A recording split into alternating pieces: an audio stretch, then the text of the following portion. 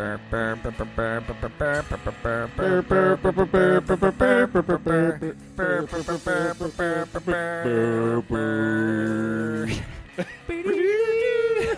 we're good. Yeah.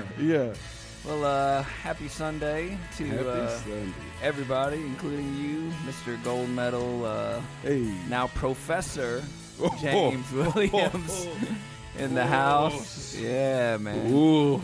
How's it feel? I'm still trying to figure it out. It feels unreal. This was not on my list of things for this year. I'm just trying to survive one day at a time. Like the competition I did this weekend, I just did it off of a whim. I saw it. The opportunity was there. I've been doing the comp class literally every Saturday with no intention of competing. And I was like, just throw your name out there. I figure life is not going to slow down anytime soon. So if I don't jump in now, if I'm waiting for the opportunity for life to slow down to do something that I enjoy doing, I'll never get the opportunity. So I just said, forget it. Just see what's the worst that can happen. You go out, you lose, and you feel bad for a couple of days. Or either you go out and win, and then it's a great weekend. Yeah, like we said the last time we sat down and spoke, we never really know what's going to happen once we get out there until you slap hands and get ready. Yeah. Yeah. Yesterday, we did IBJJF Nashville. And we did it today, too. I actually just got back from coaching white belts, kids, and no-gi. We just had one in each of those events today. Yeah. But yesterday, James was the big cheese. Just one of them. Let's just say people who were there to spectate were there to see you that day. I don't believe it. I 100% believe that. I mean, okay. But what I love about your performance yesterday was that your experience really shined through in the way you handled your matches. Mm. So everything from your warm-up and just your whole ritual in general was very polished. And how calm you were, I think it was a great example of what's to come for our blue belts, because our blue belts had a tough time in their division on Saturday. They had good moments, but blue belt is hard. It is. Like, you never know who you're going to get in those divisions, and I would say, people are still learning the game at that division. Jeremy equated it to like a 4-year degree. Yeah. So if you're a first-year blue belt, yep, you're a freshman. You can't expect a freshman to beat a senior. No, and we used to say it all the time. There's a big difference between a no-stripe blue belt and a 4-stripe blue belt. Right. Like, I took more losses at blue than I did anywhere else. Like, the white belts, it's a toss-up. Like, size can win, speed can win, but the guys who kind of shine at white belt that actually move on to blue belt, those are the real people that start to actually learn the sport. And so blue belt could be tough. And this just reminded me I need to go ahead and do our intro. Oh, yeah, because we skipped over that. Since you did 2 weeks in a row, I'm going to do 2 weeks in a row. All right, I'm good with that. Welcome, guys, to another episode of Be on the Mats, where we sit down and talk about Jiu-Jitsu and how the concepts we learn through practicing that martial art translate into real-life scenarios. I'm your host, Jeff Spain. This is my special guest and co-host, James Williams, and the co-host, host/guest C. We were just talking about how much more vulnerable you feel sitting where he is versus behind the desk where you can kind of hide. Yeah.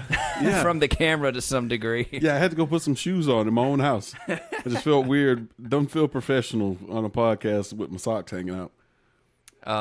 And we thought it'd be fun just to switch seats to mix things up. And I don't know what direction to look now. It's throwing me off. It's hard over there because that big boom is in the way. So you're like, what do I do with this thing? Yeah.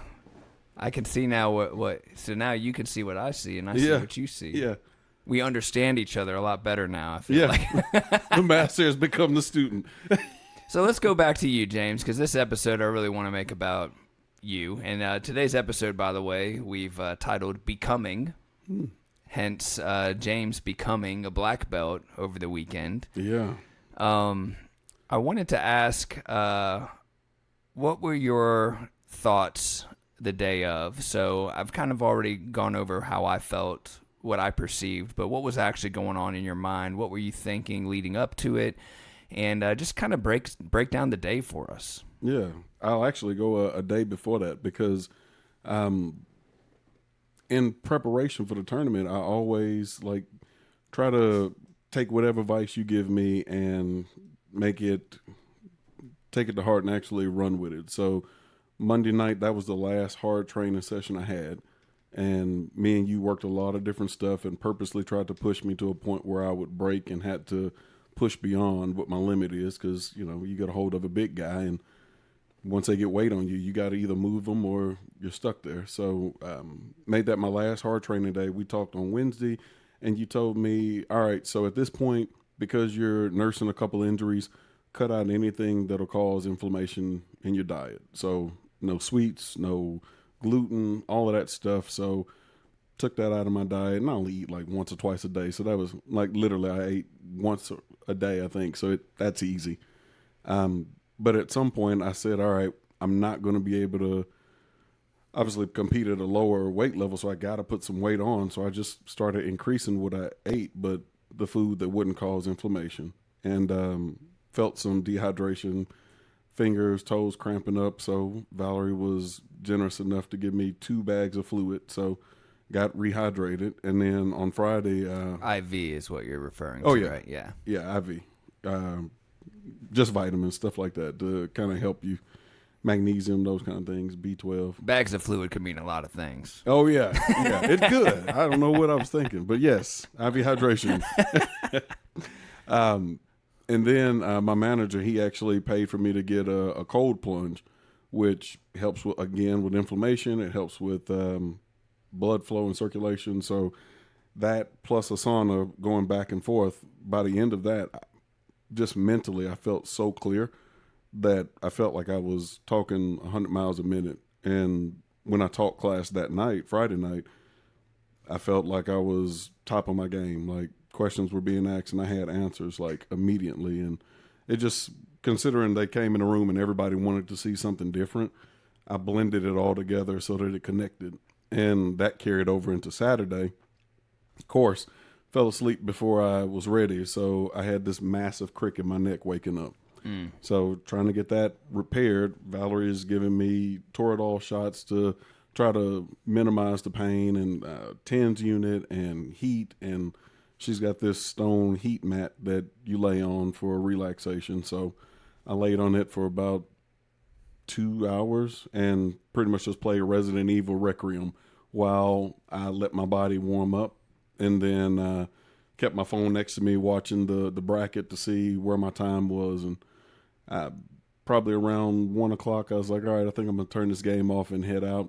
Got in the truck, got down the street, came right back because I had that pre-tournament poo that had to happen.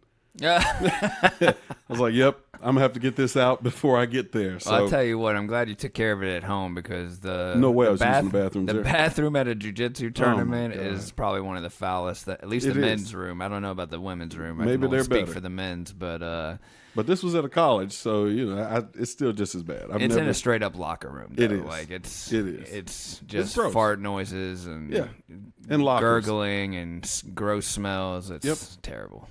But anyway, so got cleaned up, went to the match, and so everybody's got their own soundtrack to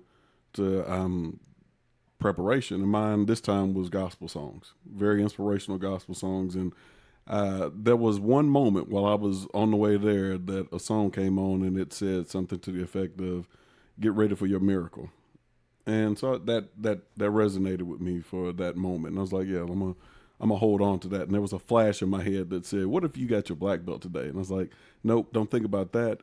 Don't think about getting a gold medal. Think about getting your grips. So the thought did cross your mind for just a second. And it was just the most randomest thing because I hadn't thought about that ever. But I had to push those thoughts out of my head because I'm thinking, I want to get first place. Like, that's the whole reason you do this. And I had to push that out of my head and focus on, no, get your grip. If you get your grip, then you could get your guard. If you get your guard, then you can get your sweep. If you can get your sweep, you can get on top. You get on top, you get your sub. That's what I have to push my mind to do. Start with know the whole plan, know the way, know the end, but know the steps to get there. And if you focus on that first step, that's where my mind is. Like, I got to get that first grip.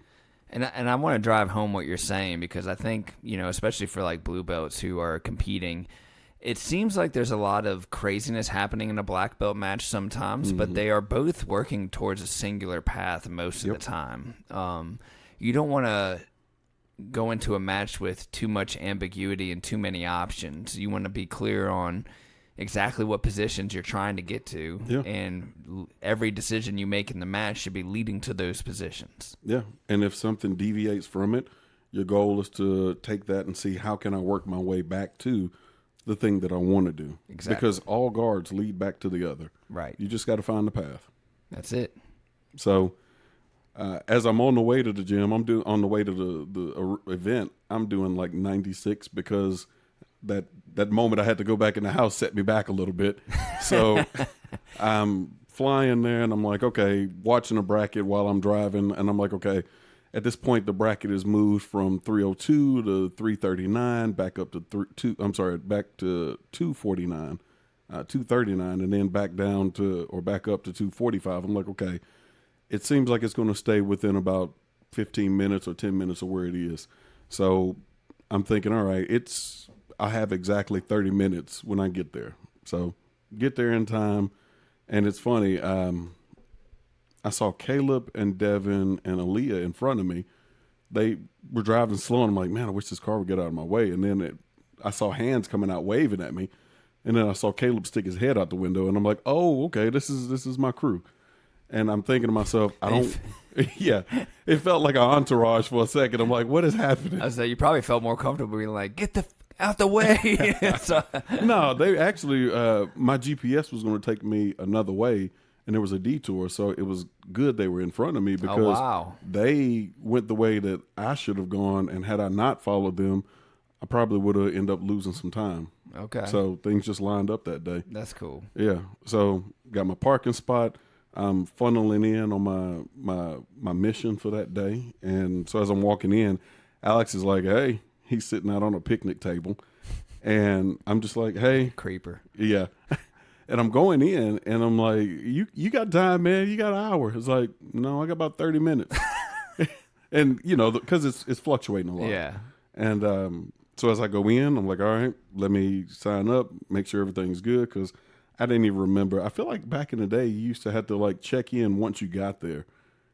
It's like every other tournament does that, but the way the IBJJF is set up is you check in when you're ready to go in the bullpen. Really? You know what? I'm probably thinking of the first time I went, because when I first went in 2018, you had to check in as soon as you got there, and that's where you received your free T-shirt. Yeah, maybe they've changed it up. Yeah, I think so. Because nowadays, I think you can. There's like there's a station just for the T-shirt. Yeah. So that's not like where they actually set you up with your official weigh-in and everything. It's all that's right at the bullpen now. Yeah. So got my gi pants on, got my knee pads on. First time wearing the 10th anniversary gi, too, it's like the second time. I purposely would have worn it once just to break it in. Okay. But I wasn't there that day. Yeah, you were. It's fine. But that's the first time wearing it competing. Okay. So got out, had my hoodie on, trying to stay warm. I had my seat heater on the whole way to the gym or to the event, just, again, trying to internalize as much heat as I can.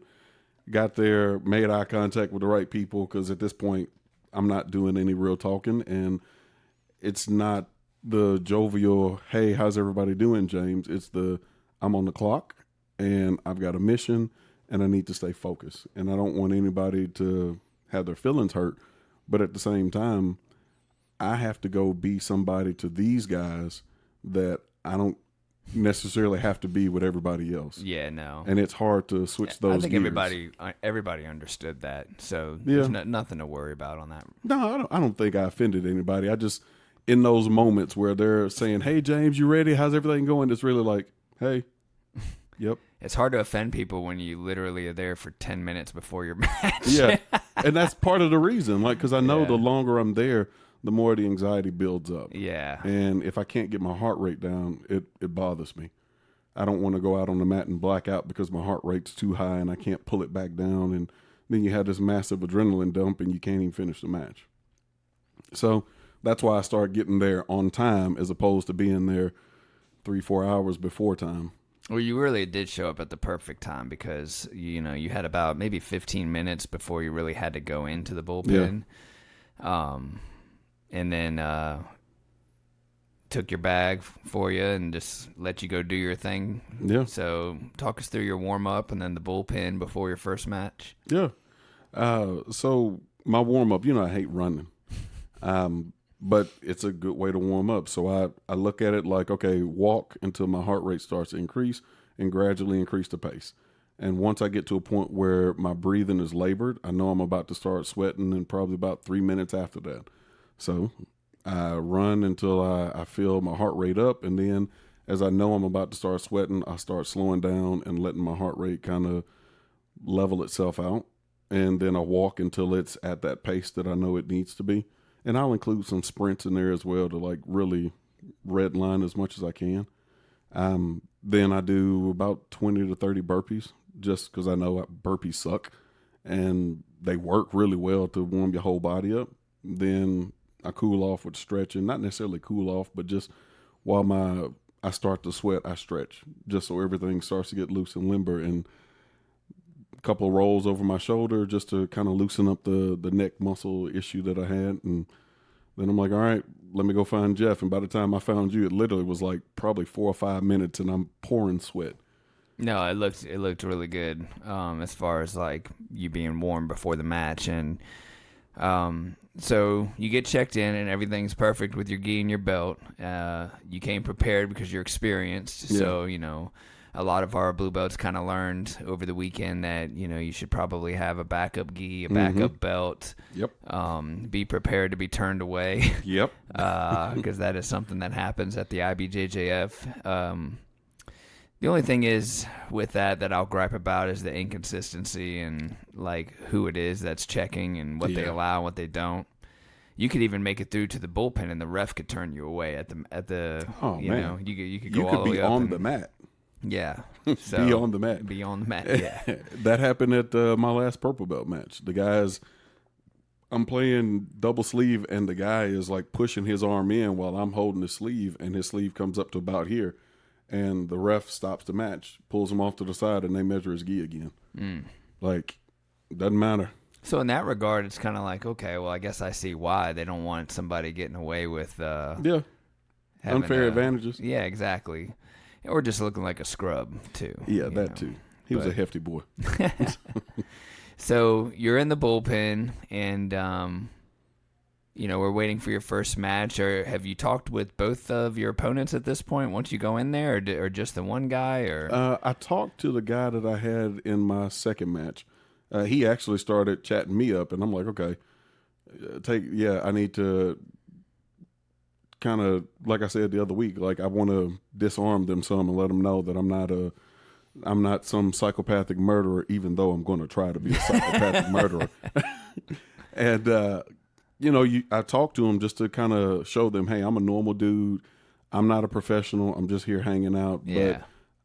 But unbeknownst to you, I'm going to fight to the death. Like, yeah. I'm going to give you everything that I got. And if it's enough, great. If it's not, I'll see you on the bottom half of the podium. But with the one guy, I talked to him for a few minutes, come to find out he had somewhere to be directly after this. Your first opponent. My first opponent. Okay. He wasn't talking much, so I went to him and made him talk just because I wanted him to like think about something else. Don't think about the match.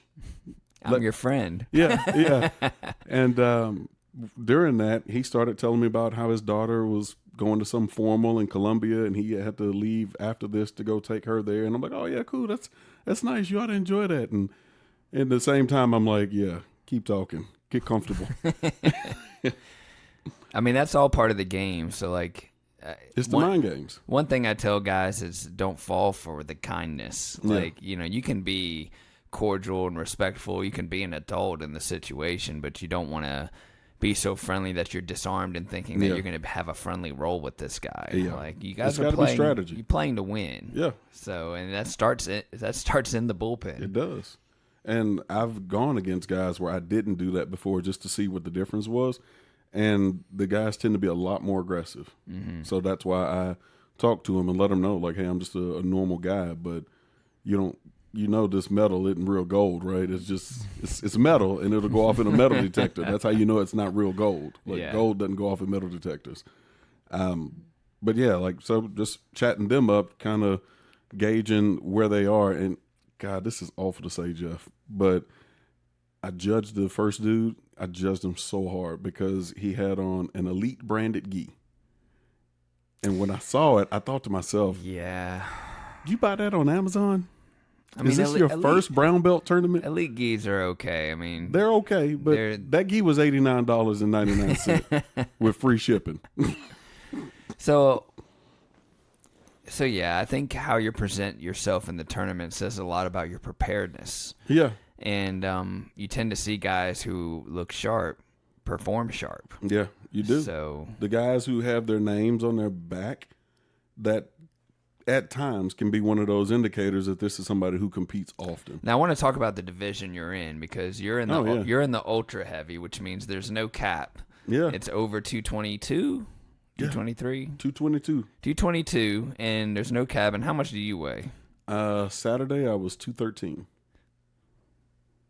So you're 10 pounds practically under what you're supposed to be. You could have fought super heavy, but you chose to stay in ultra heavy. And, talking with Jeremy about this, we were thinking just specifically for the brown belt division, and how, like, most of the guys in the ultra heavy, they all seem to be very out of shape. And they all seem to be playing the same game, which is who screws up the takedown and ends up on bottom in the match. Yeah. And this is not to slight the guys who are out there that come to compete, but not this is just the not at all. The reality of the situation is you gave them something that they're not used to seeing, which is an athletic response to their match, you know. And I think if you had fought super heavy, you might have had tougher opponents.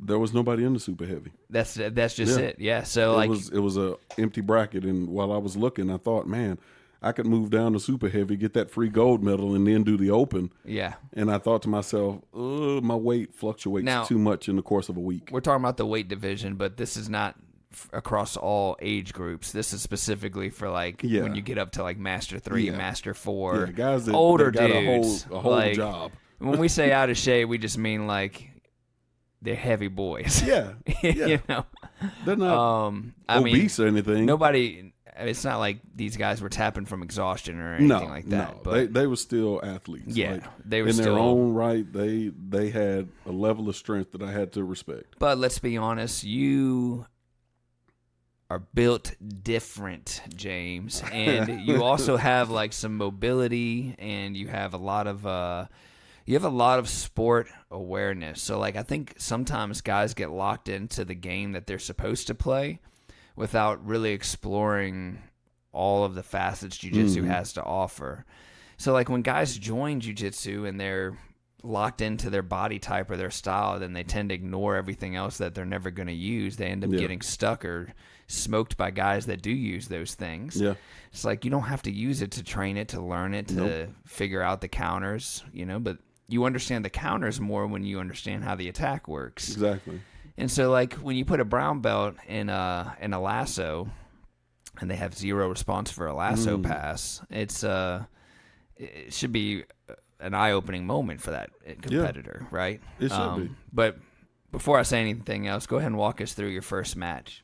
So, first match, my first thought sitting on because before I went out, I warmed up and I told you, I was like, Jeff, I can't get my heart rate to go back down. It's up, and I can't get it to drop. So that's where you told me, all right, deep inhales, long, slow exhales, try to calm it and bring it back down as best you could. And it just was not helping. It helped a little bit, but I think just the anxiety of wanting to just go ahead and get it over with was kind of eating at me. So once they pulled us out, they said, oh, wait a minute. They made us wait about 15 more minutes because they were trying to run absolutes at the same time. They finally bring us over, and then they make us wait outside the mat for about what felt like 10 minutes, but it was probably just like 5. And so at that point, I'm like, okay, let me get down on my knees and stay low to the ground. So if I do black out from just my heart rate being up, I don't fall too far. And I'm trying to stretch and like relax myself. So you felt it was that bad that you were feeling like you might black out. Oh yeah. For a moment. Yeah. I mean, you ended up blacking out later. It's just a different type of blacking out. Oh yeah. But anyway, go on. But it just felt like it was up really high. And I was like, okay, I don't feel necessarily bad. Maybe it's just that this is my body's response to like, let's go. And so I stood up and started shaking things out. And when they finally called us out, I was like, all right, always take a moment. Don't go straight out. Let him go out first. Because the champ always comes out second. Anytime you see a boxing match, the contender comes out first. Champ always goes out second. So I had to flip my own mental switch to say, okay, this is my arena. This is my opportunity to win. So as I go out, I let him run. I walk because I got all the time in the world. I got this 5 minutes plus whatever I need. Use time to your advantage. Yeah, like timing. I want to set the pace. I'm setting the tone. You can run if you want, but we're moving at my pace. So I get out. We start, slap hands, bump fists. And, of course, I'm going for my ankle pick. And I had a good lock on his foot, but he turned and kicked out, which good response from him. Like, that's a heavy dude. Yeah. Like, I wasn't expecting that. I clearly grabbed too high on his ankle, though, and that's why he was able to get it free. But he didn't pull back, which is also why I don't think I was able to get it. So now I'm like, okay, well, let me go for my guard pull. And before I could go for a guard pull, he pulled out one of those Charlie collar drags. And I kid you not, like the people that train in our gym are so eclectic that every time I end up in one of those situations, my mind goes right back to something that somebody in the room did to me and what my response was then to prevent the person that's in front of me now from winning. So that's why cross training is great, but if you got a really good room of people who have all branched out into different directions, you can learn a whole lot just in your own home gym. So when he did this collar drag, it felt kind of like one that Charlie had did before, and I immediately just tried to use my grips on him to slow his movement down and grab his hips so that he couldn't spin out as much. You circled with him, too. Yeah, which is... like kind of steered and worked with him and grabbed his hip and went straight to knee on belly. From knee on belly, I stepped over the mount. Now, the interesting part, I went back and looked at the match. So she gave me 2 points for the knee on belly, but she gave me 3 points for a pass. But there was never a guard set up. I think there was I think so. Again, inconsistency sometimes with who's reffing that day and who's available to work that day and who's tired from that day. And I saw a lot of interesting calls with like points that should have been scored that weren't, points that were given that weren't supposed to be given. But I mean, we're not gonna hate on it. No. Yeah, sure. Sure, he had a guard. Yeah. Well, the thing that was interesting is because I'm listening for you, and I'm watching the board. I hear Cody yelling points out as well, so I'm like, okay, keep track of my points and make sure I stay ahead. So I step over or slide across from the knee on belly to mount, and I'm holding him there, but he's kind of like in this almost like a technical fat boy mount. And she didn't score points on me for that. And by the time she walked around and saw, by that time he had trapped my foot. And so I'm like, okay, well, I didn't know that I didn't score my mount points. So the whole time I'm thinking, all right, keep him on his side because I'm going to try to take his back. And at some point he starts trying to bring his knee up to go from like that 3/4 mount to half guard. Mm-hmm. And as he's coming up, I'm like, okay, we've drilled this for the last 3 months in comp class. I'm just going to change my angle and we'll readdress. So as he did, he made the mistake of letting my foot slide up too much, and he got tired while he's trying to push my knee down so he could trap it. He wasn't paying attention to his hand, so I was able to scoop his hand up, apply pressure to his chest, and get his arm right across his shoulder so I could gift wrap him. Yeah. And from the gift wrap to the back take, from the back take, I did the one-arm collar choke and other arm Kimura or one-arm Kimura. Nice. So did he have his hand behind his back? that's how I tapped him. Oh, okay. So that's what actually did it, not the choke. Okay. Yeah, well, the choke was in there because I could feel all the way under his beard. It was going to be one or the other. Okay. And as I'm pulling the choke through, I'm also pulling the arm at the same time thinking, okay, you pick. Do you want to get choked or do you want the Kimura? And he tapped to the Kimura first. So, again, just to like branch off of what you're saying is it's always good in jiu-jitsu when you have a position that you know pretty well or a position you're studying where there are there's two alternatives, right? Mm-hmm. You put a fork in the road for your opponent where they have to choose one or the other versus just relying on forcing one technique. Yeah. And that example is great because it's sneaky. Yeah. That hand behind the back. So from a seatbelt grip on the back, the hand that's under the arm, you grab the meat of the hand by the pinky, right? And then you try to isolate that hand behind the back. It's very hard to break free because you are on the meat of the hand, so they have to be strong at the wrist, which none of us are. Yeah, wrists are weak. Yeah, so grabbing the hand, hiding it behind the back, and now they have only one arm to try to defend the choke. And if you get that hand behind the back, I mean, it's... Oh, yeah, it's pretty much done. So you execute that dilemma and get the tap in the first match, and you go back to the bullpen. I come check on you just for a second, just to say, hey, good job, one more. Like I didn't really have any feedback for you because you did everything right. It was beautiful jiu-jitsu. So you are in the bullpen. We wait for a match to go by. And then the guy that you beat, because there's only 3 guys, he has to now fight your potential next opponent. Right. It's the winner of that match that actually faces you. So the guy you beat could have went against you again. He ends up losing kind of the same way, honestly, except he didn't get subbed out. He just got he tried to, from what I recall, I think he had a failed takedown and ended up getting past, knee on belly, mount, whole deal. Just, it went the distance. He lost by points. Yeah. So now we know the guy that we actually found a digital footprint for, who is the dude you're facing in the final, who is the dude that you actually was the first person to take initiative to speak to you in the bullpen. Yeah. This is your man. Yeah. So he goes to the bullpen, and I guess from what you tell me, he says, he's ready to just go. He doesn't need a break. He's ready to go. Kind of interrupts you and Alex, just to get you guys out there. And explain to us what was happening, because when I was watching the match, or before the match, and like they're walking you guys out, he was kind of like all over the place. And by the way, I also saw this dude. He before he ran out for that match, before you like tripped, right? And I was like, damn, bro. He tried to do like this Herculean run. Yeah, and like to tripped hurry up and immediately. like slipped on some water or something. I'm just glad he didn't get hurt. I know, because that would have took the special moment away if he didn't get to go out there because he hurt himself. Mm-hmm. But little moments like that kind of play into like nerves. Oh yeah, right? So that affects your psyche.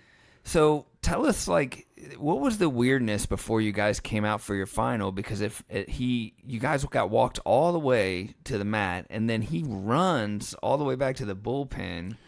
What is that? What was going on? He said he needed to go check in again. What? Yeah, that's the same thing I said. It's like, okay, cool. Well, I'm here, and then the ref's like, James, yes, James Williams, and to me, it's like, all right, if that's what you need to do, you go ahead. I'm gonna be here and I'm going to be ready regardless. That was very bizarre to me, because in my head, I'm like, we've seen now that this guy has had a lot of experience. Yeah. So it was kind of interesting that he did that. Nobody told him to. He just kind of ran off. And yeah. Anyway, so he comes back, and he's checked in now for the second time. Yeah. And now, double check. And now you guys are about to go out and... tussle. Yeah. And it's funny. It's the same mentality. Like, ref calls us out. I close my eyes and I breathe deep. Then I go out. Because, again, I want him out there before me. Did you feel an immediate difference in strength or skill between the two guys when you latched up with him in the final? I did. The first guy almost felt stronger, but it didn't feel like that strength that was long lasting. It felt like that kind of burst strength. Like when I got a grip on the first guy and he started to, even when he did his collar drag, I could feel there was some force behind it. The second guy, when I locked up with him, I think it might have just been his gi was really baggy maybe, because I got a grip on him and I could feel him trying to break my grip. And immediately when he started to grab onto my sleeve, I knew, oh, he can't break that grip. Like, he's not going to be able to break that grip. And because he wasn't doing it correctly, or because of the angle I put it at. Gotcha. Because normally when you break that grip, it's like straight out and separate the body. But when I angle it down like this, it tends to go down my forearm. So right. And the fact that he didn't notice that and he was trying to push it this way, I was like, oh, he's not going to be able to break this grip. So I'll be able to pull guard here. This is fine.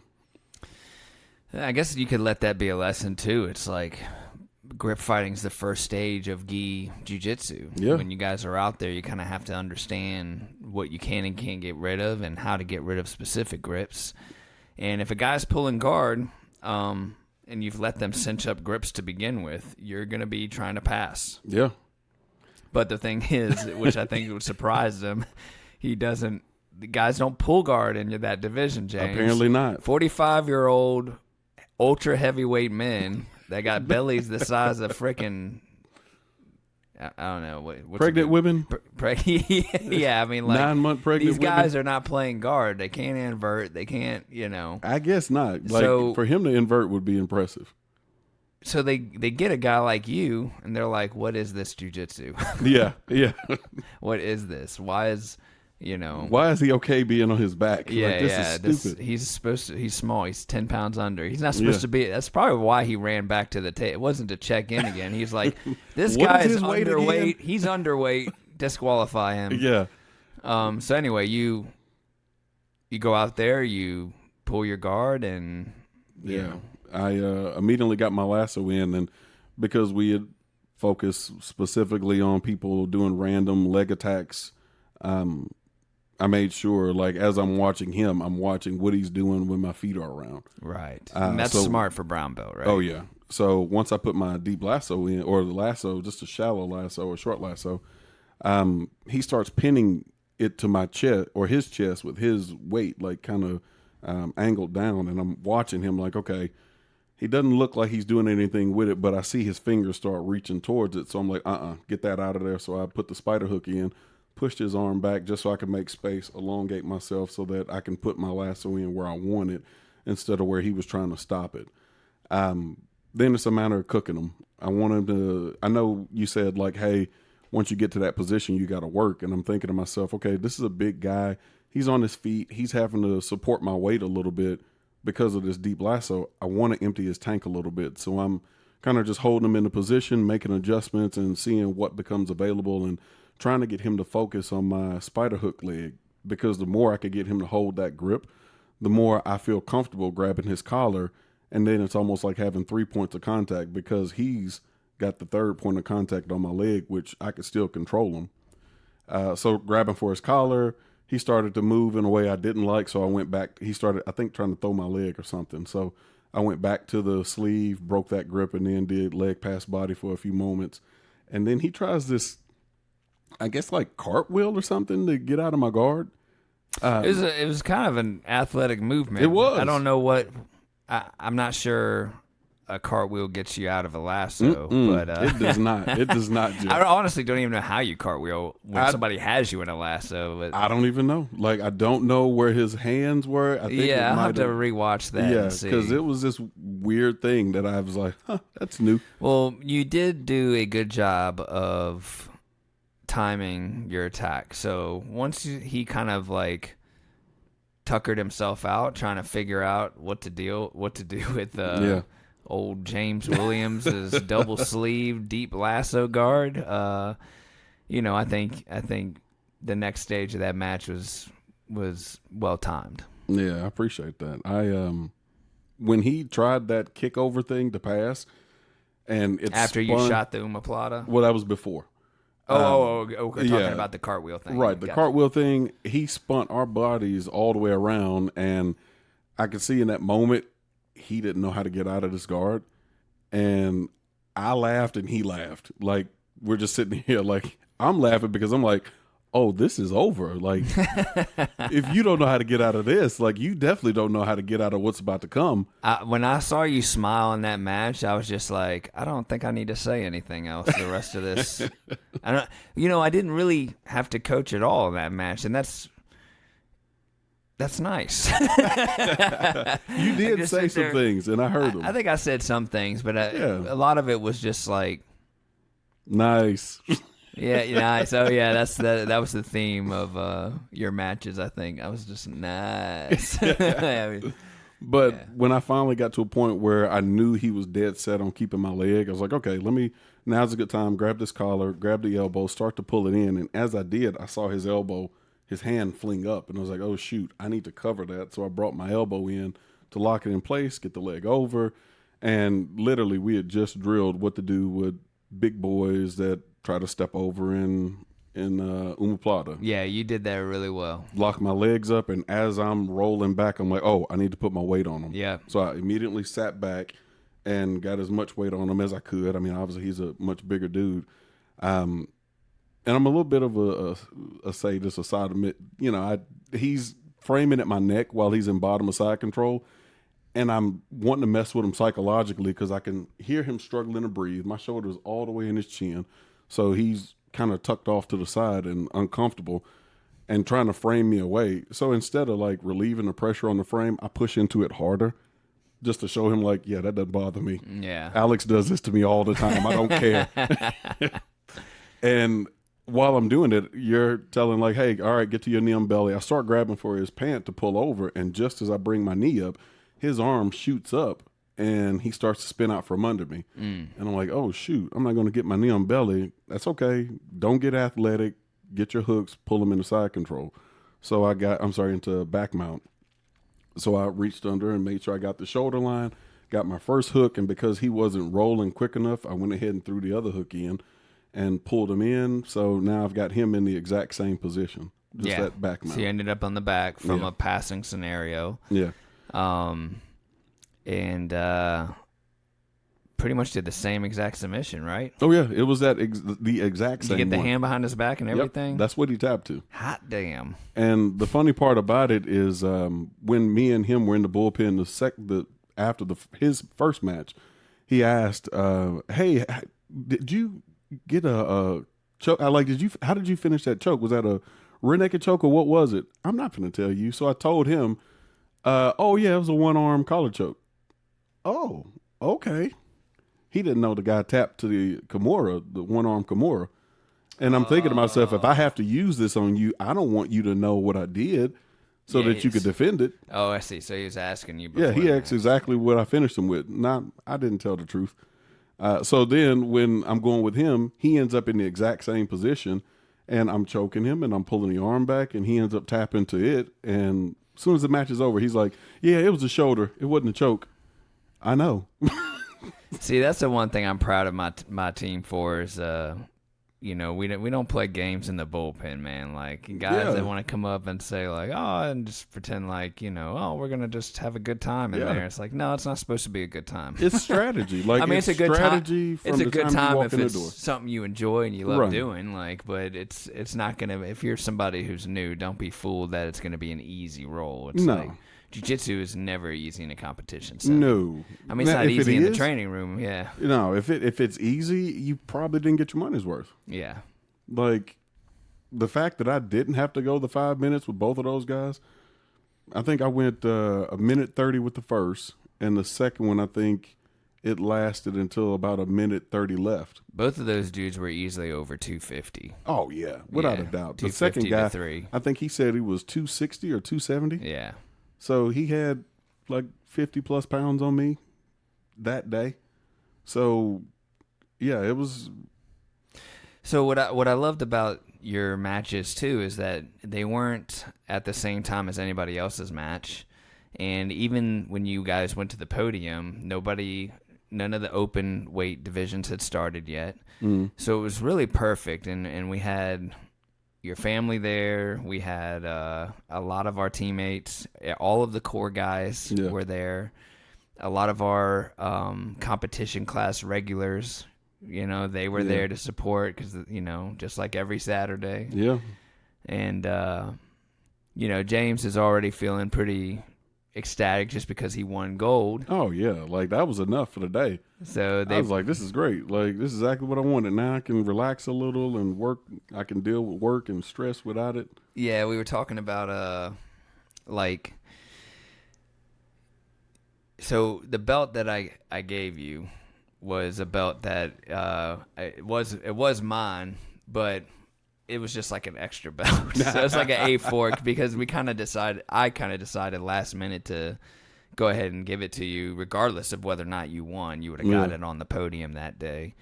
We had grappling games the week prior, and Miles actually came up to me and was like, "Hey, when are you giving James his black belt?" Really? Yeah, and I was like, soon? I don't know. I don't know, man. That's like crazy. Gym politics and when people get promoted. I don't know these. I try to play by the rules. You know, I'm a team player. But anyway, nobody's questioning the fact that you deserve it. It's just a matter of timing, right? Yeah. When is the time that this guy deserves it?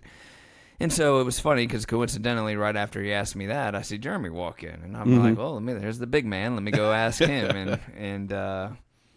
And he was like, "Yeah, absolutely, I'm cool with that." So I was like, "All right." Wow. And I was like, "Shit, that's happening." Yeah. So, and I really didn't. The only person I told was Alex until like maybe a day or two before. Really, I started kind of telling people because I just didn't want it to get out. I didn't want people to know. I didn't.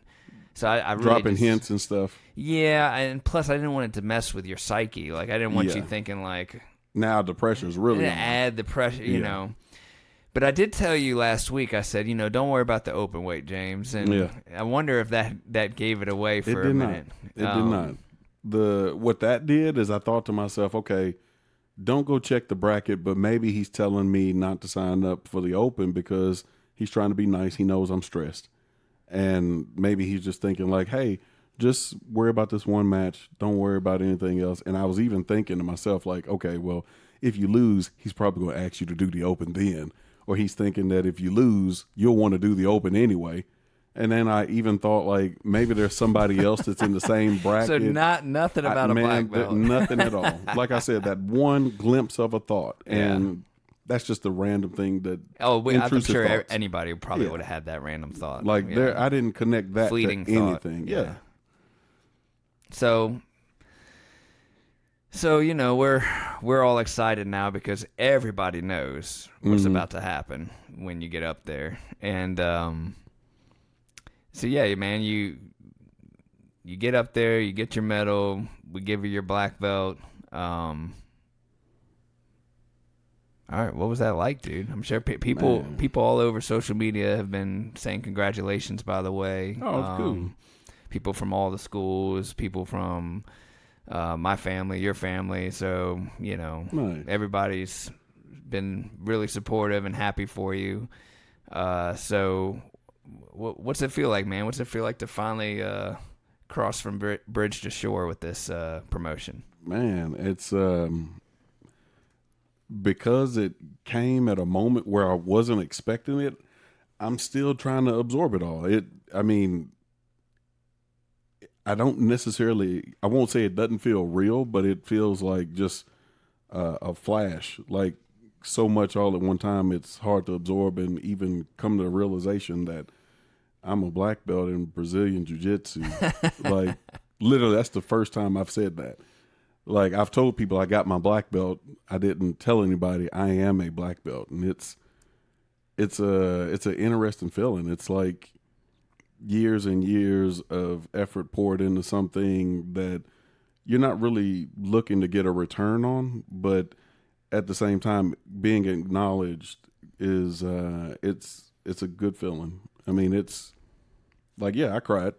I cried then. I cried. Yeah, what was up with that, bro? Hey, man, it was an emotional day, Jeff. Like, I know. I'm just that teasing. was like not it. of all the things that I thought was going to take place this year, that was not on my list. No, I knew it was an emotional moment, and I think everybody was taken aback because you're very joyous, but also a very like stoic and like not very emotional unless it's like laughter, really. Like you have a good time in class, but you also know when to be tough. Yeah. But I think people like seeing the softer side of James, you know.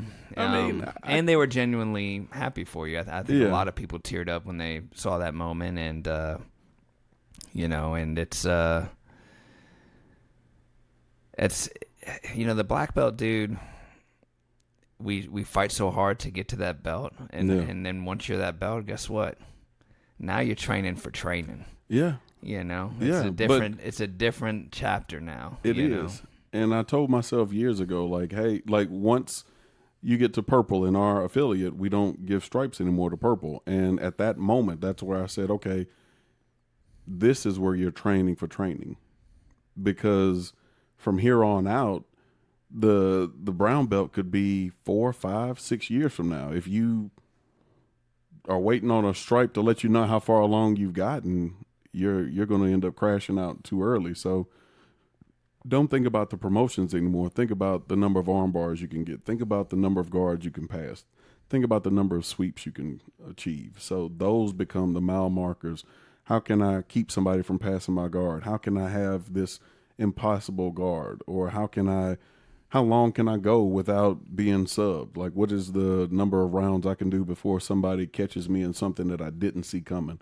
So you make different goals. You make different mile markers, and that's what got me through purple, and that's what got me through brown. And just training for the sake of training is what it became. And I tell guys all the time, like, we all want to go through and get promoted and carry that rank because it's not just a marker of how much work you've put in, but it's also supposed to demonstrate what you're capable of. Yeah. So it's heavy for a lot of people who feel like they can't demonstrate that or feel like they should never lose to lower belts. But, that's not the point of the ranking system. The point of the ranking system is so that if you ever do compete, you're competing in the correct division. Yeah, exactly. And that's ultimately it. Like, obviously there's some primal hierarchy in jiu-jitsu gyms, unlike any other business or school you'll probably go to, but at the end of the day, you're only the belt color you are before black once. So whether it's white belt, blue belt, purple belt, brown belt, at each stage in that belt, you need to really soak up the lessons and the moments because you will never see that color again. Yep. And when you're a black belt, like we just said previously, like that's probably the belt you're going to die with. Yeah. And at that point, what's left is it's just fabric that covers a couple inches around your waist. It's not going to be who you are. Who you are is the work that you put into the belt. Yeah. And again, man, without any question in anybody's mind that this is probably one of the most deserving promotions. And you're my first black belt. You're Jeremy's first grandbaby black belt. You were the golden child of the weekend, man, and I'm proud of you, brother. I appreciate it, man. It's been an interesting journey, and not that it's over. It's just I think about the mile markers along the way, like starting off as that guy that just came in real stoic and quiet, just to look at and observe with my daughter to see if she was interested, and turning into 2 months later, like, hey, you want to do this Battle for Blue tournament? Okay, if you think I'm good enough to get in there, and end up winning that. And not only did I win, Alex and Roy won, so we pretty much couldn't even get your blue belt. Could not even get my blue belt. But it's interesting because a 0 stripe white belt. Yeah, and I call it the James rule because that was the second time we did Battle for Blue as an affiliate, and Jeremy flat out said in my promotion ceremony that there's a little disclaimer. We never expected that a no stripe white belt would win, but we won't give him his blue belt, but we'll give him his first 2 stripes. Yeah. And so that belt that I got from Mike with the 2 stripes that Jeremy gave me and the 1 stripe you gave me are hanging on my wall right here. along with the poster of everybody that was there that night. I had them all sign it and put that up as well. And then, and I'll have to share this on Instagram, but your very first IBJJF at white belt was in 2018. Yep. And what happened in that one? Yeah, I had 2 good matches and pretty much did the exact same thing I told you. Go out and history let repeating them walk itself. out first and embrace myself and be prepared to be the champ that I want to be. Go out and won those 2 matches. I think I won the second round with a scissor sweep. Yeah. And got them out with Americana. And got my blue belt on the podium.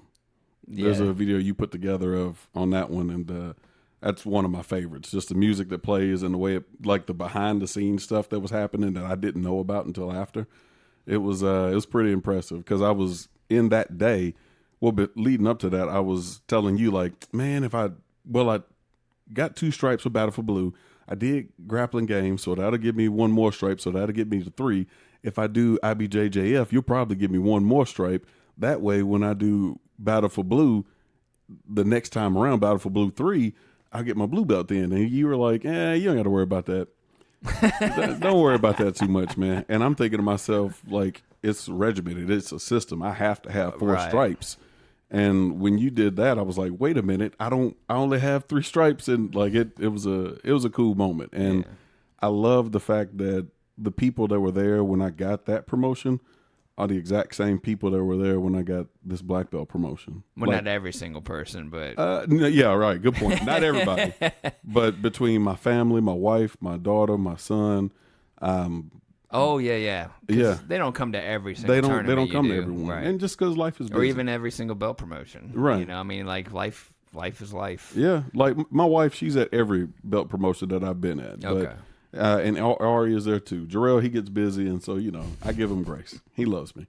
But to have them there, you, Alex, Mike, Cody, Max, and Jeremy and Fayez, y'all are all kind of like those ones that have pushed me in this sport to be better. Like Fayez, as an example, he's like my kind of like superhero role model. Like if I wanted to push myself to a limit where I wanted to be a professional jiu-jitsu practitioner, it would look something like Fayez. Yeah. Because he takes care of his body in order to be able to do the things.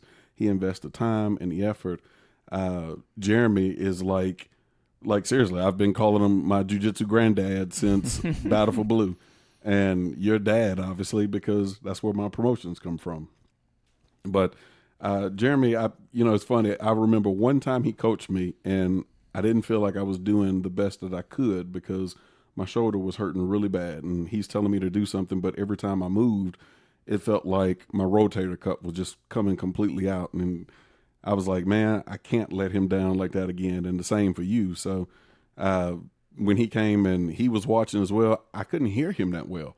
But at Purple, I could hear him great because there weren't that many people there. But there were so many people over there at that moment that I can only hear. This year? Or? This year. This year, yeah. Because you remember at the yesterday. Yeah, yesterday. Yeah. That one, there was a lot of people there, so it was hard to hear and focus on one voice at a time. But at that, my last Purple IBJJF, I could hear Jeremy clear as a bell because it was only like 4 or 5 people over there. Right. But this time, apparently somebody said they saw Jeremy yelling and like cheering, and they had never seen that. I don't know that I've ever seen that either. So if anybody's got video footage of Jeremy spazzing out that I was doing good, I'd love to see that too. Yeah, we were all happy for you, man, watching and seeing you kick butt. But we're talking about a lot of your successful moments, but when you're being like trying to lean on the topic here for the first time. Actually, I feel like we've been talking about becoming the Nashville 2026 Spring Open brown belt ultra heavy champ. Like that. I mean, becoming the black belt. Yeah, wasn't always a straight upward trajectory for you. No. So like, talk about your experience at blue belt. What was that like? Blue belt sucked. No, let me rephrase that. Blue belt really sucked. No. Blue belt's an interesting belt. And I told Avery the same thing when after my first match, he just happened to be coming over and I was like, hey, can you ask somebody to get me some water? Like I'm super dry right now. And he just gave me the water he had been drinking. I was like, I don't care. Like, thank you. And I asked how he did in his match, and I think he didn't win all of his in his division, but he was explaining to me what he was doing and how it played out. And I told him, like, hey, like, blue belt is a tough belt because that's where you are becoming. You are starting to branch out from what is a white belt into what your jiu-jitsu will look like. You are starting to gravitate to the things that you have walked up to the buffet and you have started to pick the things that you are going to put on your plate and what you're going to enjoy for the next however many years as you progress in jiu-jitsu. So being a big guy, I know exactly how he feels when you go out into the mat and you want to play bottom, you want to pull guard as a big guy. While you're working on building up those skills, there's still some blue belts that are just as wild as white belts that will do everything they can to blast through that guard. So the better his guard gets, and I told him, like, this is where if you want to progress, you stick the path and you say, like, yeah, I need to tweak these things in order to make this better, because a big guard player is scary. Charlie's brother, he's got a black belt that comes with him whenever they come into town every once in a while, and that guy played guard on me once, and I was like, oh my God, this is what a ultra heavy guard feels like. This is insane. There's always a bigger, badder dude. Oh my God, it was scary. Avery's a big man. Yeah. So I told him, like, hey, dude, don't let this knock the wind out of yourselves. You're doing the open, you'll get gold there, you'll be fine, and you'll have a great weekend.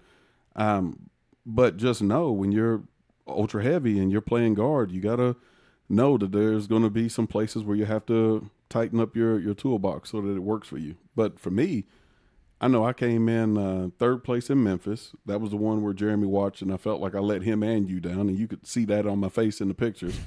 I think that's the only time I've ever done. Yeah, that is the only time I've ever done IBJJF and not got gold. Every other time, like in the Nashville Open, I'm undefeated. But yeah, but that's the one time that I've ever done it and got third place, and I also got third place at second place at grappling games at a blue belt. Blue belt is tough. And then we did the an in-house tournament. What did we call it? It was a blue belt tournament. The scrimmage? Yeah, no. It was one we did at Fairview. Oh, right. That was the Blue Belt Pro. The Blue Belt Pro. Yeah, so we did a event back in the day at a Fairview location, Vigilance Martial Arts. Yep. They hosted, and James was part of a roster of blue belts in the affiliation that were fighting for how much? I mean, money? I think it's like $250. Yeah, it's like, you know, it's a check. Yeah, it was a check. But yeah, you had it was one of your first experiences really grappling somebody way heavier than you too, right? Yeah. I think the guy's name was Shane. Yep, Shane. Which Shane is still in the sphere. Like he follows us and says congrats, by the way. Nice. Well, thank you, Shane. Yeah. But I do remember that day well, and I'm thinking to myself, same thing Avery was thinking. I'm going to play my guard. I've drilled it. I've practiced it. I use it in the room. I make it work. And when Shane put pressure on me, I was like, whoa, this feels different. I can't move him the same way I want to move him, and my angles are wrong, or I'm not pulling him in. Something's broken here. And eventually he ends up passing me. I think he gets me in bottom half guard and like bottom smash half, and I couldn't move him. And I don't recall if I tapped or if I lost to points, but it was oppressive. Like I remember making some grimaces on my face that told the story of like, this sucks. And I put his name on the list. Your name was on the list, Shane. So once I went back to the classroom and we refined it and polished it and pushed it, redeveloped it, added more tools to it, took some things away. The next time I got the opportunity to roll with Shane, I was like, all right, let me make sure that Jeremy's over here, because Jeff gets to see me use this all the time. I want to make sure that Jeremy sees, like, okay, this same guy I struggled with, I figured out the recipe, and now I can give it back to him. Yeah. And I did. It was just I want to say it may have been a competition class we were doing in Brentwood, but I made sure I gave Shane a receipt just so that people knew, like, all right, yeah, he fixed it and he's doing better now. And that's the fun part about the journey too, is like you'll have those guys who give you really tough rounds who you're capable of beating, but they've beaten you. Yeah. And then maybe you'll beat them the next time you see them. Then you guys got to train together again, and they catch you. And then it's like a good back and forth of tag. And it's not, I don't know if, I guess women probably do the same thing. I know among men, though, this is like a very like. Oh, yeah. Very common. Yeah, very primal. And fun, too. Yeah. Like, it's just like, I got you, bro. Like, I'll get you next time. Yeah, and when you separate, it's like, tag, you're it. Now you got to go back and figure out what I did to you. And if you can't, I'm going to do it again. That's it.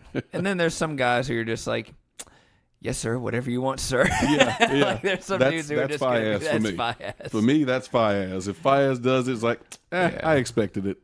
Yeah. I mean, I'll play the game to the extent I can play it with anybody. Yeah. As long as, my biggest thing is my safety comes first. So, like, I'll play competitive up until I feel like my safety's in jeopardy. And then, then I'll be quick to concede a sweep or a pass or, tap. But, it's funny. For those of you who are at your blue belt, just know that is one of the toughest places in terms of belt development, because I put it above toughness and white belt just because everybody's a little thrown off and a lot of people make mistakes because they, in many cases, don't know the rules.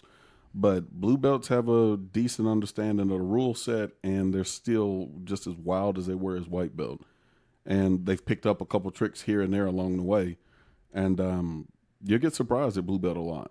But when I got to my purple belt, it's just like I felt like I just got plugged into the Matrix. I felt like I know jiu-jitsu. Like, there was literally a moment, many moments, where I would throw an arm bar on somebody and I didn't even think about it. It just happened. And it happened so quickly that after I got it, I laughed, like, all the time. And there's many a times where I've arm barred somebody at a purple belt, and I just laugh at them, and they're like, dang it, James, I'm sorry, man. I didn't even know I was going to do it. It just happened. It's the subconscious understanding that you finally attain when you train forever. You're like, how do you properly do an arm bar? Well, most of the time what people do is they just try to throw a leg over and leave all this space between you and the shoulder. And it's like, once you learn how to transition from S-mount into a clean arm lock, or just S-mount in general feels like one of those staple things. It does. Or how to move around in a quarter guard and quarter mount, like all these little positions that we see all the time in jiu-jitsu, you're not having to think about it anymore. You're just like, hey, this is here. This is the next stage. So much overthinking goes into your early career, but by the time you're purple belt, you should have a pretty clear direction on things. You should be an expert. You should have timing. You should have your style locked down. And that doesn't mean that it can't evolve still even further, but you have a path that you follow. Yeah, and you're self-aware. Yeah. Like that's huge too. Like you know, because between purple, brown, and black, you're now adding layers to what you're already good at. Yeah. And I would say by the time you're a black belt, you really have to have that mental jiu-jitsu, and that's something that I felt like you displayed really well in yesterday's tournament, is the confidence in your abilities, especially once you get to the position that you led the match to. Yeah. Versus like, I'm just going to play from here because this is where we're at. It's like when you start playing that game, you're playing into ambiguity. You're playing into where they want to be. You're giving up control. Like people who get forced into half from closed guard, and they're like, well, I have to play half guard now. It's like, not really. You can try to fight to get your closed guard. You can use half guard sweep attempts to get back to closed guard, but it doesn't mean you have to complete them. It doesn't mean you have to score from there. You just got to get them moving. You just got to get them moving. You got to figure out your path, right? And everybody's path is different. But purple belt, you're a rock star, right? And then you hit brown belt, right? Yeah. And so I guess the excitement of purple wore off by the time you're a brown belt, and you're like, no, actually, I kind of was like, man, I don't know if I want brown yet, because purple looks cool. Purple looks cool. Purple is a royalty color. It's like, it's also like when you're purple, you're in the middle. Yeah. And Jeremy calls them lions. and they eat their own. Yeah. Like a purple belt is a lion that's eating the cubs. Yeah. And it's true. Like, that's what I felt like. Anytime I wanted a submission, I could have it, is the way I felt. It was just awesome feeling. Yeah. But psychologically, when I got the brown belt, it became, okay, so what do I do here now? Like, do I keep working the same game? Do I need to change my game? Do I need to evolve into something else? I know they say you need to be refining what you're doing and covering and filling all your holes. So I'm like, okay, what do I have? Let me go back and reevaluate those things. And so I said, all right, well, I need to throw in more leg attacks. Straight ankles are pretty common, but I need to throw those higher level brown belt leg attacks in. So I'm like, okay, well, when I see them, I'll purposely go for knee bars because I just like the way knee bars look. They're cool. And it plays into my game a lot because when I'm playing like double sleeve or cross sleeve to matrix leads directly into that knee bar setup. So I'm like, okay, this is my time to play with it. And I have a list. Anytime I can hit it on somebody, I check it off the list. Like, okay, I'm good enough to get it on this person. So that's a little list that I kept in my head of people that I was able to knee bar. Yeah. But by no means am I saying that I was a perfect brown belt. Like, I still tap to pressure. Like Mike, a couple months after we got brown belts, he got on mount and I could not breathe and I had to tap to it. Yeah. Like, flat out. It was like, And we've Mike had is doing exactly the way it should be done. I can't breathe. big athletic white and blue belts come through that have their moments sometimes, and catch you in a random triangle and you got to tap to it. It's like, okay, yeah. Good on you, man. we need those humbling moments as upper belts because it's like, you forget, like, when that new guy joins the gym, you're like, oh, he's a white belt. But he's hungry. Yeah. And when you're a brown belt, you don't have the hunger as much. You're trying to find, like you said earlier, you're trying to find new things to work, new things to be excited and hungry for. Mm-hmm.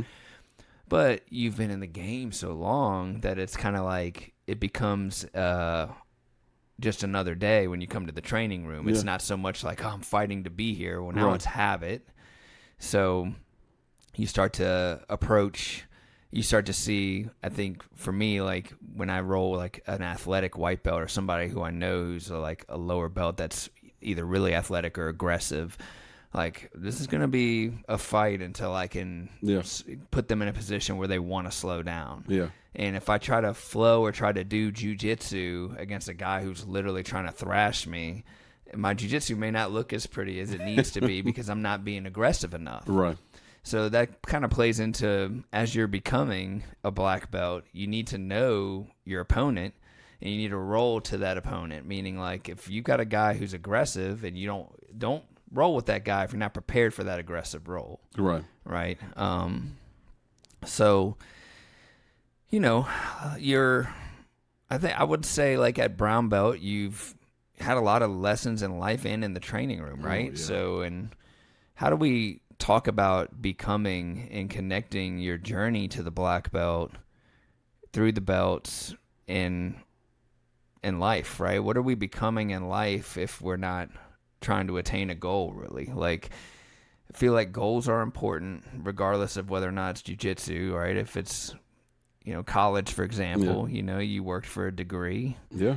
And you earned that. In a job, you're looking for promotions or even just looking for a job to figure out what your role going to be in your 40-hour work week. You know, like, who are you supposed to be in that time, and then who are you outside of that? Like, becoming a father, probably one of the more underrated jobs in the world because we've got guys who I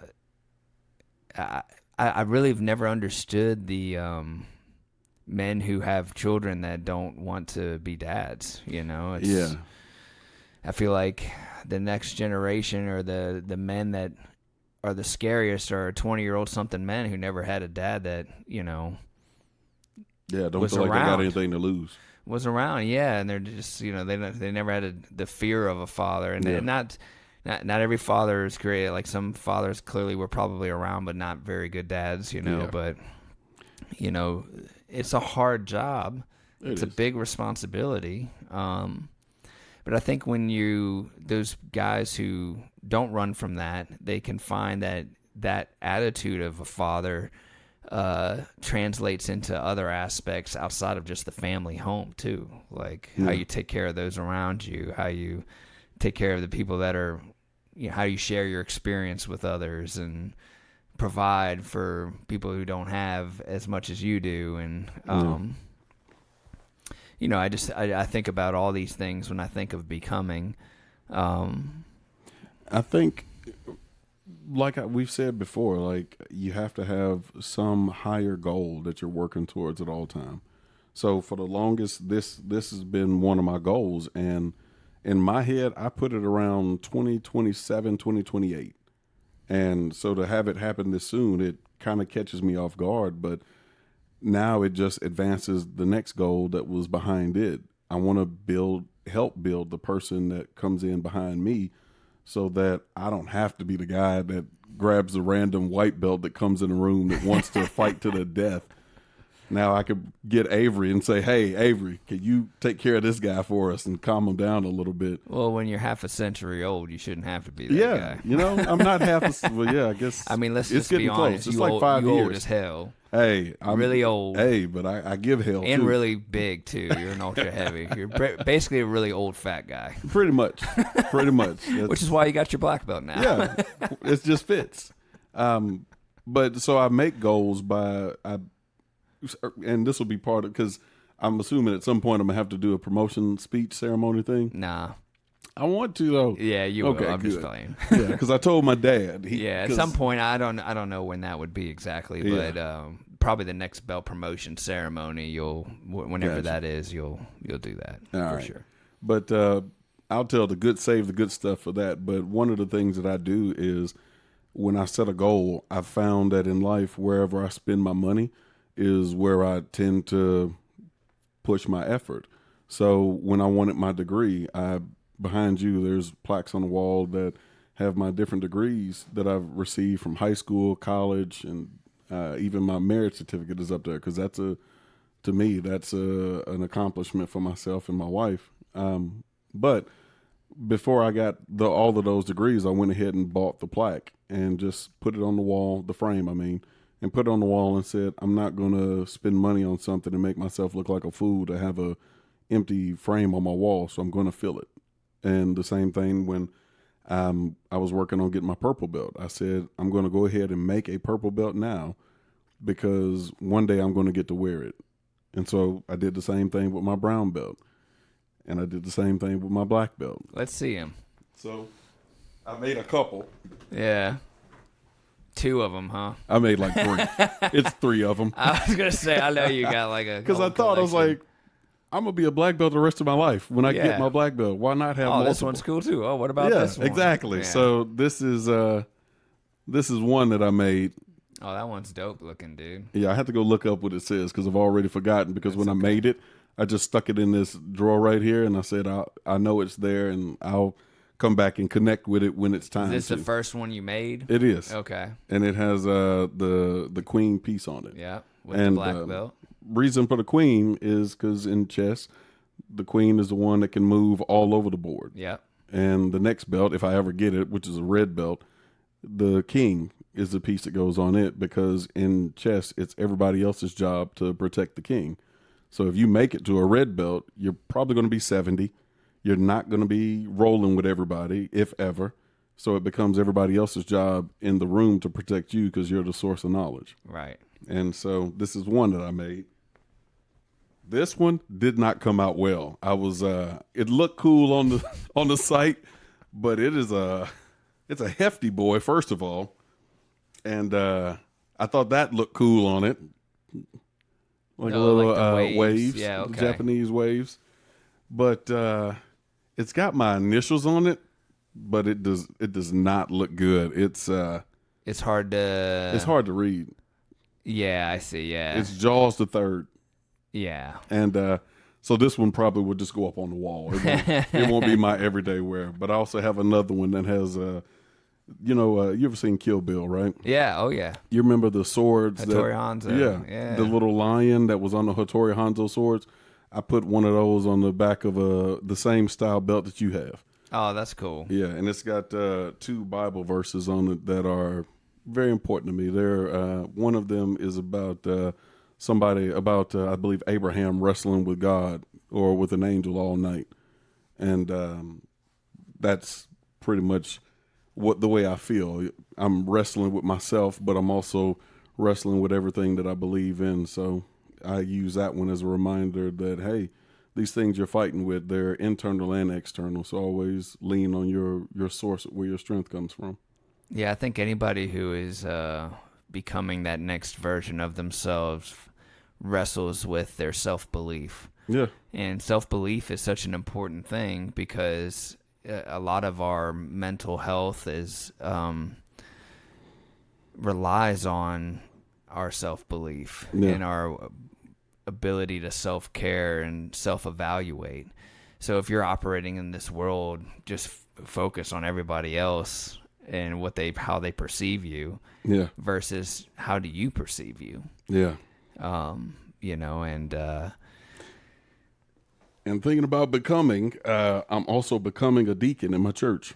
Oh, congratulations. Yeah, that'll be, I think, in November. So it'll be either Professor Deacon James Anthony Williams or Deacon Professor James Anthony Williams. Now, are you going to have people at the Jiu-Jitsu school refer to you as Deacon Professor? I might. I might just have them call me that. Let's Professor be honest, Deacon. you could probably tell them to call you whatever you want them to call you. They're going to call me whatever. Yeah. And it's fine because they'll probably call me Professor just because it's funny. Yeah. And I think it's funny too. Yeah. But because I don't feel like a professor, I just feel like James. That's all. We don't throw. I mean, we. I think people say professor now more than they ever have at our school, but we usually use the term coach a lot more than professor. Which, for me, it just feels a little bit more. I don't know. Friendly. Coach, I like. Just feels. I don't know. Yeah. Professor's okay too, I guess. Yeah. I mean, you are a professor though. Professor. Professor. But professor, the term is.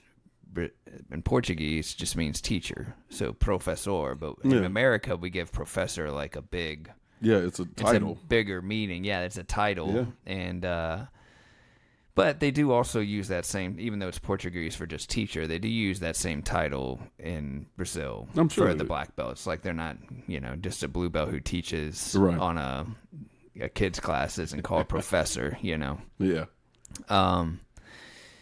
But a title at the end of the day is not really who you are, right? No. I mean, we can become things and get a title, but a person who has a title doesn't necessarily mean that they are becoming. Right, and there's a lot of black belts out there who became black belts but are not savory people. Yeah. They're not really genuine individuals. So I think this comes back to like how the black belt is built.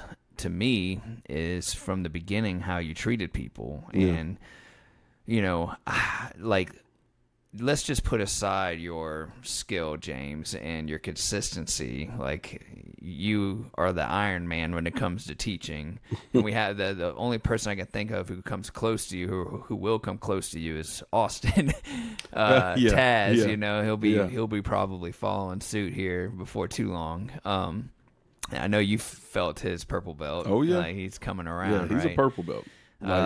Through and through. But what I really appreciate is the energy you bring to the class, and specifically with the kids, because kids are tough. Oh, yeah.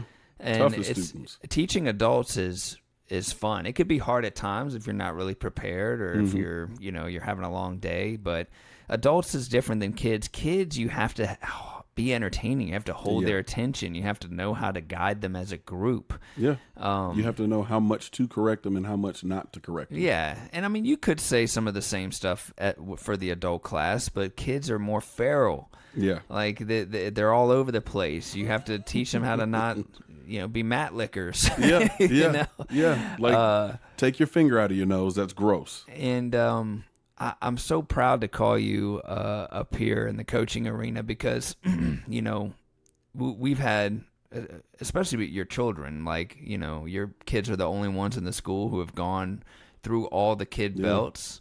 And Jarrell soon coming up to be a blue belt, a juvenile blue belt at some point here soon. That's insane. And I think that example of how you parent, how you coach kids, and like, I know you're not perfect. Yeah, by I know, no means. I know that you make mistakes, and we all have our off days, but it's the willingness to grow from every mistake, right? It's the willingness to grow and try to bring that consistency and energy and quality, because it becomes more about the environment and the community than it does about you as being the leader in the situation, right? So for that, man, I really appreciate you. You've always been willing to help white belts. Anytime we've had a new white belt in, you've been the first guy that's worked with them. Yeah. So like that example is, I hope people look at that example and see, like, it goes beyond just skill and aptitude in the sport. It's how you take care of your community. Yeah. And that was, I think it was in one of the early promotions promotion ceremonies I went to. I remember you and Jeremy both were speaking about, we don't promote people to purple that are not good people. If you are great at jiu-jitsu and you do well on these mats, that's great, but I don't want to put my name or perfectus on somebody who is not a good person.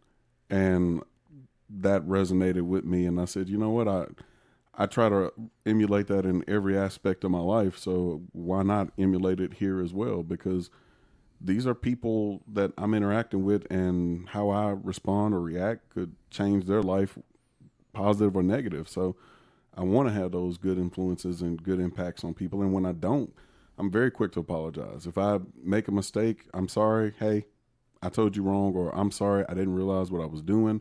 Please forgive me. Let me make it up and let me correct it, because I've spent the later half of my years of my life apologizing to people, and I'm sure I'll spend the rest of my life apologizing to people, because I'm not perfect, but I am perfect at trying. That's one place where I will definitely say I'm perfect. I'm always trying. Two, man, like, I think, in speaking for myself, I've had to learn to not apologize. Because some things you don't have to apologize for. Some things you just don't have to beat yourself up about. Yeah. And one of the things that I've always been guilty of is being very self-deprecating and, had low self-worth. And, it's taken a lifetime to learn how to just be a man who owns his mistakes and doesn't dwell on the mistakes that he's made, right? Because it's what you do with the experience at the end of the day. And how you grow from it. Yeah. I think Jean-Jacques Machado, jiu-jitsu guy, he has a quote that says, I'm about to probably dropping all these different jiu-jitsu quotes here for you guys. So Jean-Jacques Machado, he says, it's great to want to be and become a champion, but it's even better to become a great person. That's so much more meaningful, because the moment of becoming a champion is fleeting. Yeah. It's a moment. It is. People will remember you as a champion for sure, but what people will really have resonate them is with how you treated them, right? How they remember you, how they remember the ways that you made them feel. And then Chris Hayter, who's one of the first, I think he's one of the Dirty Dozen American black belts, first American Jiu-Jitsu black belts. He says, and this is when you guys got me my black belt, it was like, it's not who's good, it's who's left. Yeah. It's who's left, because from start to finish, now my journey's been a little different because I've moved states and stuff like that. But you, from white to black, have been here in Tennessee with me the whole time. Which is different than my experience. But you've seen guys who have started with you who I'm sure you thought would go all the way before you ever got there. Oh, yeah. And without here you are, the first black belt from starting in my little club in a garage, until now we have a whole brick and mortar establishment in the heart of Lebanon, Tennessee, that everybody knows and sees when they drive past. Yeah. It's amazing, man. It's just it's not who's good, guys. It's who's left. Can you grow past your hang-ups and your I don't know, malfunctions? Can you overcome and find a way? Like find the way. Yeah, I mean, a lot of times you will find that, man, tonight was not my night. I'm not good at this. And it's not that you're not good at this. It's just a moment. It's not a bad life. It's just a bad day. And it's progress, not perfection, right? It is. What does perfectus mean? Progress through refinement. That's it, man. It's not just keep trying. Chip away what's not necessary. Focus on what is. That's it. When Jeremy first came up with the name Profectus, I think there's a little bit of judgment on some people about it because it's like it doesn't really roll off the tongue like it does now. Yeah. When you first hear it, you're like, Perfectus? Because Perfectus. Yeah. Perfectus. What the hell's Perfectus? But Profectus now has become a widely known name, not just in Middle Tennessee, but across Jiu-Jitsu, because we got Reese Lefevers, who we interviewed back in the day at Jiu-Jitsu. Field of Fever. Probably the first to get to him, who's now fighting guys like Gianni Grippo on, big stage. And training under Danaher. Yeah, and pictures of him in a Profectus rash guard. And, the gym has come a long way, man, from just Brentwood Brazilian Jiu-Jitsu and Graves Brazilian Jiu-Jitsu. And, Jeremy and I had some moments this weekend where, it wasn't something that was really spoken or dwelled on too much, but it was just kind of like, I'm standing next to him and I'm like, he didn't have to have faith. He didn't have to give some random transplant purple belt like me who didn't have any system, was just a wild purple belt, a chance to actually run an affiliate school for him. And, and that far away. Somewhere where he couldn't just drop in and see how things are progressing. Because Jeremy and I, it's not like we're at each other's house every weekend having beers and hanging out. I don't see him like I see you, I see everybody else. But one thing is for certain is I knew that if I wanted to progress and I wanted to be successful, is that I needed to have people around me that I showed loyalty to. And Jeremy, him and I have gone through times where maybe we weren't always in alignment, but over time, especially when you put a lot of years in dedication and you've seen things together, you've shared moments together that are really powerful, you're just like, man, I was your first affiliate. This is James is your first black belt grandchild, because I'm the first black belt you've had that's actually brought a student up to black belt.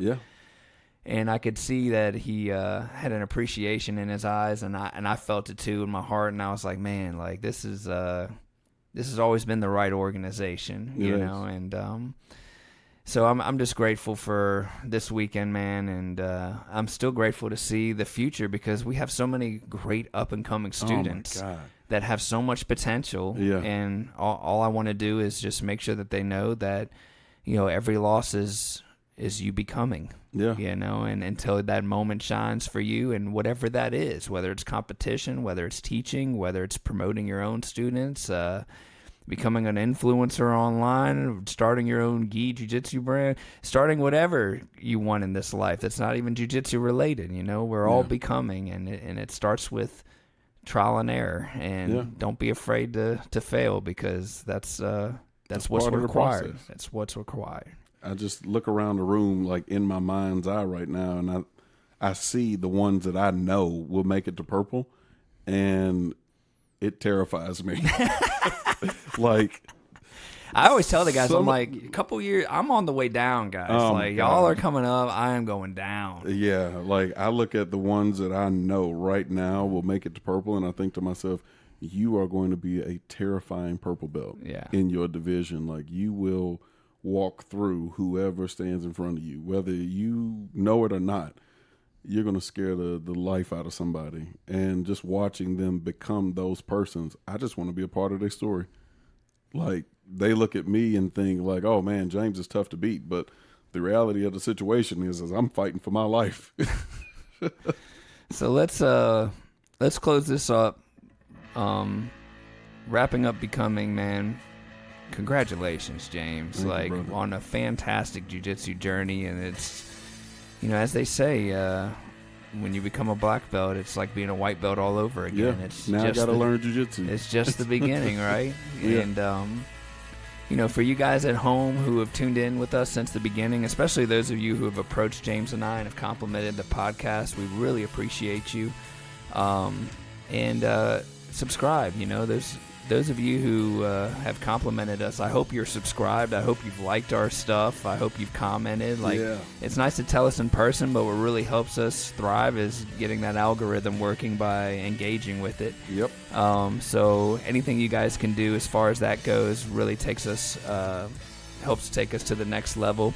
Not that we're necessarily trying to make a fortune doing this, but we do want to grow a fan base. We enjoy doing this, and if we can reach more people while enjoying what we're doing, then that's what we want to do. Yeah. And so YouTube, Spotify, those are where the full episodes are. You can also find clips on Facebook and Instagram. You can also send us an email with anything that you would like us to discuss as far as topics or stories you want to share with us. You can remain anonymous or not, but that will be at beonthemats@gmail. It'll just be beonthemats@gmail.com. Yeah. But our tag, you can follow us, is @beonthemats. So that's 4 words all squished together, be on the mats. Let me think. I feel like there were some other things I wanted to throw in there at the end here, but what about you, James? You Click good? the bell, subscribe, all the things. Yeah, just hammer that home, guys. Just make us your favorite, and if you get a hold of somebody else's phone, click the bell, subscribe. There you go. Yeah, just spend one day where you're, you don't have to give us any money. Just spend one day where you're hassling all your friends to follow us. Yeah. Yeah, and that'll be good enough. Yeah. 24 All this hours. amazing content we're sending your way. Yeah. Start right now. Yeah. Do the thing. Cool. We appreciate you guys. Thanks for tuning in, and we'll see you next week on it'll be episode 16. Yeah. So, Yeah. surprise 16. topic then, too, I'm sure. Yeah, we'll figure it out. Cool. Thanks, James. Later. On a contract.